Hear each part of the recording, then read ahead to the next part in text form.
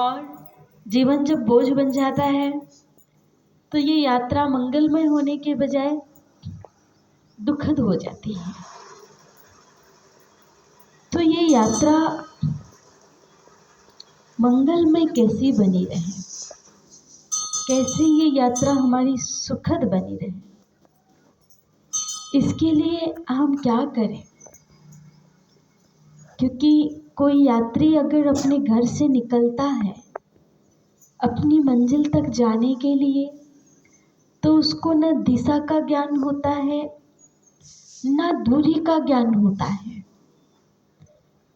न speed breaker का ज्ञान होता है, फिर भी वो अपनी मंजिल तक पहुंच जाता है। कैसे कैसे कैसे पहुंचता है अपनी मंजिल तक? वो पहुंचता है मील के पत्थरों के द्वारा। माइलस्टोन जगह जगह पे लगे। यहाँ से बालाघाट जाना है तो किस दिशा पर कितनी दूरी पर होगा, यहाँ से नागपुर जाना है तो किस दिशा पर कितनी दूरी पर होगा। ऊपर एरो बने रहते हैं ना, तो वो हमें बताते हैं कि हमको किधर जाना है अपनी मंजिल पर जाने के लिए, किस दिशा में। लेकिन मनुष्य जीवन की जो यात्रा है ना, और मंजिल पर जाने के लिए दिशा तो हमने देखा, पर अगर साइड सीन में ही लटक गए तो मंजिल पे पहुंचेंगे क्या? कभी नहीं पहुंचेंगे ना। तो दिशा का ज्ञान नहीं होने का मतलब है कि हमने अपने जीवन में जीवन का लक्ष्य निर्धारित नहीं किया है। क्योंकि जीवन का जब लक्ष्य निर्धारित होगा तब हम उस लक्ष्य की ओर आगे बढ़ेंगे। नहीं तो जो मिल रहा है, जैसा चल रहा है, जैसा चलना है वैसा ही चलते रहे तो जिंदगी की स्पीड कम हो जाती है, लक्ष्य निर्धारित नहीं होता है। दूसरा है, जीवन की यात्रा को जो संघर्ष में बना देते हैं वह है साइड सीन। साइड सीन मतलब जीवन में आने वाली विभिन्न प्रकार की परिस्थितियां, चाहे वो पारिवारिक समस्या की हो, सामाजिक समस्या की हो, या हमारी कोई आदतें हों, हमारा ऐसा कोई भी हमारे जीवन का संघर्ष या संसार की बातें, परिस्थितियां हमें अपनी मंजिल पर जाने से रोकने का प्रयास पूरा करेंगे। और हम साइड सीन में ही इतने उलझ जाते हैं कि अपनी मंजिल को ही भूल जाते हैं कि हमें जाना कहाँ है, करना क्या है, हमें याद ही नहीं रहता है। दूसरा कि हम जब आगे बढ़ते हैं तो हमको स्पीड ब्रेकर का भी ज्ञान नहीं होता, क्योंकि जितने ज़्यादा स्पीड ब्रेकर आते हैं उतने ज़्यादा हमारी स्पीड कम हो जाती है। ठीक ऐसे ही हमारी कुछ आदतें होती हैं जो हमारी सफलता के मार्ग में बाधक होती हैं, और जो हमारी आदतें सफलता के मार्ग में बाधक हो रही हैं, उन आदतों को आज ही चेक करिए, और जो हमारे लिए, हमारे परिवार के लिए नुकसानदेह है, उन आदतों को धीरे धीरे धीरे धीरे निकालिए। जिन आदतों से हम खुद ही परेशान हैं, जिन बातों से हम खुद ही परेशान हैं, उन्हें चेक करें। और उन्हें चेक करने के लिए सेल्फ रियलाइजेशन से बढ़कर कुछ है ही नहीं।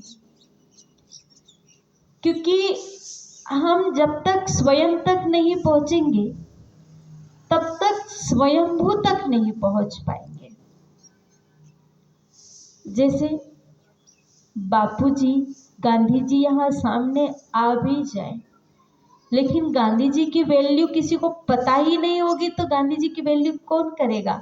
और जिसको पता है तो वो दूर दूर से दौड़कर भागकर चला आएगा। ऐसे ही भगवान हमारे सामने होंगे भी, लेकिन भगवान का वास्तविक रूप अगर हमारे सामने नहीं होगा तो हमारे पास उनकी कोई कदर, कोई वैल्यू होगी ही नहीं। तो स्वयं तक पहुंचना आवश्यक है, और स्वयं तक नहीं पहुंच पा रहे, इसलिए जीवन में बहुत सारे संघर्ष और बहुत सारी समस्याओं का सामना करना पड़ रहा है। एक राजा के राज्य में सब कुछ कुशल मंगल चल रहा था, किसी प्रकार का कोई दुख नहीं था। लेकिन एक समस्या थी कि राजा हमेशा बीमार रहता था। नगर के सारे राजवैद्य ने इलाज कर लिया, किंतु राजा की बीमारी ठीक नहीं हो रही थी। एक बार एक संत आए और संत ने देखा राजा की परिस्थितियों को। तो संत कहता है कि मैं राजा की बीमारी को ठीक कर दूंगा। कहा कैसे? तो कहा कि इसके लिए तुमको एक काम करना पड़ेगा, और काम ये करना पड़ेगा कि आज तक कभी किसी को टेंशन नहीं हुआ हो, जिसको तनाव नहीं हुआ हो, उस व्यक्ति के वस्त्र लेकर आना होगा। जैसे सुनने तो सारे सैनिकों को बहुत आसान लगा, ये कि इतने बड़े नगर में, इतने बड़े राज्य में कोई तो ऐसा व्यक्ति मिलेगा। तो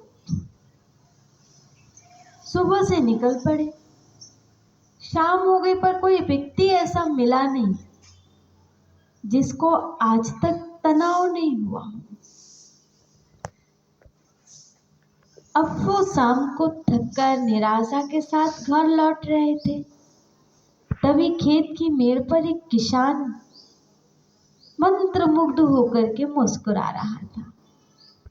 उसकी मुस्कुराहट को देखकर सारे सैनिक फिदा हो गए कि एक व्यक्ति तो मिला जो राजा की बीमारी ठीक करने के काम आ सकता है। सभी सैनिक अपना घोड़ा से उतरा और उनके पास गए और पूछते ही जाकर के, भाई साहब आपकी खुशी का राज क्या है? तो उसने कहा, खुशी का राज, मैं तो यूं ही खुश रहता हूँ, खुश रहने के लिए मुझे कोई राज नहीं चाहिए। कहा आपको कभी कोई तनाव, टेंशन नहीं हुआ? कहा तनाव, टेंशन ये क्या होता है, ये तो मैं पहली बार सुन रहा हूँ। कहा अच्छा, तो हमें ना आपके एक कमीज की, मतलब शर्ट की जरूरत है, और इसकी जरूरत हमें भी नहीं, राजा को है। तो आप अपने ये शर्ट राजा की बीमारी ठीक करने के लिए दे दीजिए। मैं क्यों दूं भाई अपनी शर्ट, और शर्ट से कोई बीमारी ठीक होती है क्या? कहा नहीं दूंगा। सैनिकों ने कहा इसके बदले तुमको 10 और 50 शर्ट मिल जाएंगी, दे दो भाई। ने कहा मुझे नहीं देना है। उन्होंने कहा अच्छा, सोने चांदी की मोहरे दिला देंगे, दे दो, हाथी घोड़े रथ दिला देंगे, दे दो। पर वो मना करते जा रहा है, मना करते गया। फिर कहा कि यहाँ तक कह दिया, सैनिकों ने प्रलोभन दिया कि इसके बदले हो सकता है तुमको आधा राज्य दे दे राजा। आधा राज्य को भी ठुकरा दिया उसने कि जाओ, मुझे नहीं देना है अपनी शर्ट। और निराश होकर के आते ही राजा से कहते कि महाराज शाम को हमें एक व्यक्ति मिला, परंतु उसने अपनी शर्ट देने से मना कर दिया। क्यों भाई? कि तुमने प्रलोभन नहीं दिया उसे?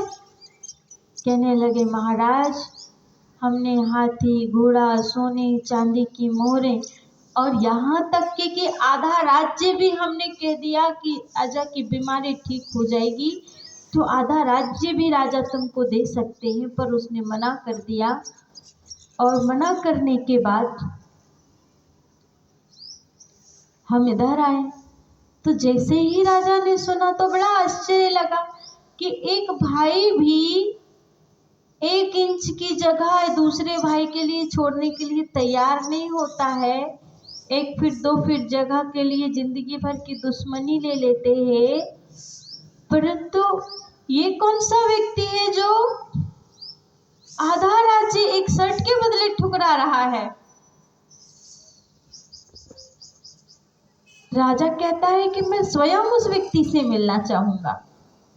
और राजा जब गया मिलने, तो राजा पूछता है कि जब मेरे सैनिक आपको आधा राज्य देने का कहा और आपने मना कर दिया, तो उनके जाने के बाद आपको पश्चाताप नहीं हुआ? वो व्यक्ति कहता है, महाराज बीते का कि मैं चिंता नहीं करता हूँ, बीते की मैं चिंता नहीं करता। मैं चले गए तो चले गए, जो मेरा था ही नहीं, मैं उसके लिए क्यों दुखी होऊंगा?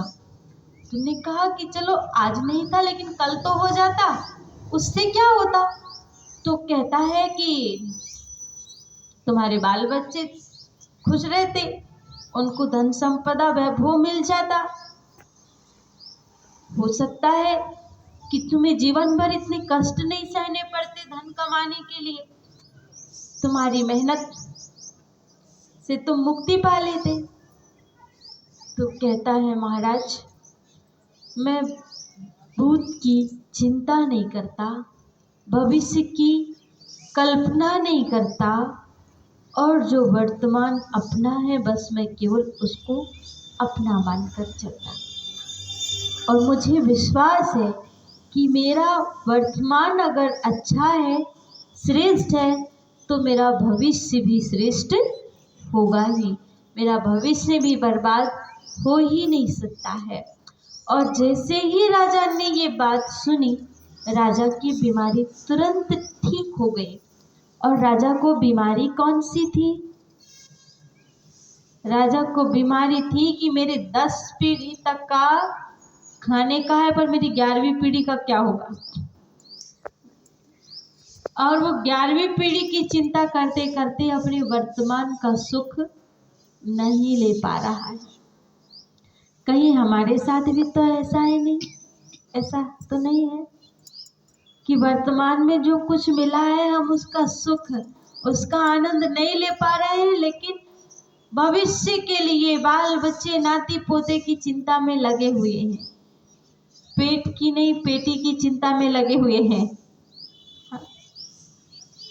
और वो 99 का आंकड़ा कभी 100 में पहुंचता ही नहीं है।